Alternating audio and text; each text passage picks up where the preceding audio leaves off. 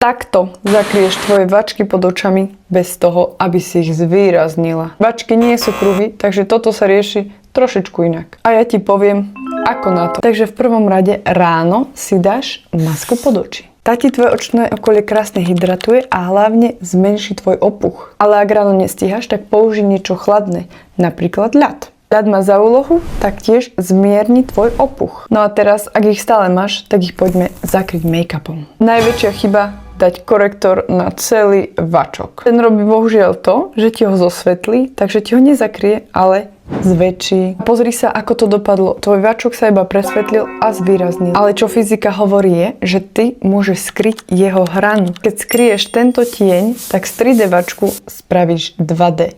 Oblúk bude z boku vidieť, ale spredu ho neuvidíš. Takže v prvom rade si zoberieš neutralizátor a len jemne ho aplikuješ, kde máš tieň. Chceš zjemniť farbu tieňu, preto neutralizátor a jemne ho zapracuješ.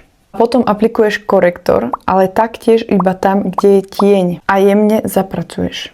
Vidíš, ty sa chceš zbaviť tieňu, nie vačku, pretože ten sa make-upom nedá skryť. Ten skryješ iba tvojou skincare. Pretože make-up nemení tvár, mení to, ako na ňu dopadá svetlo. A nakoniec, ak chceš tvoje očné okolie zapudrovať, tak nepoužívaj biely puder. Snaž sa použiť rúžový, prípadne teplejšie farby, pretože chceš, aby tvoje očné okolie vyzeralo prirodzene. Dúfam, že sa ti toto video páčilo a mala by si ho uložiť, pretože nikdy nevieš, kedy budeš mať horšiu noc. A pre viac make-up tipov ma sleduj!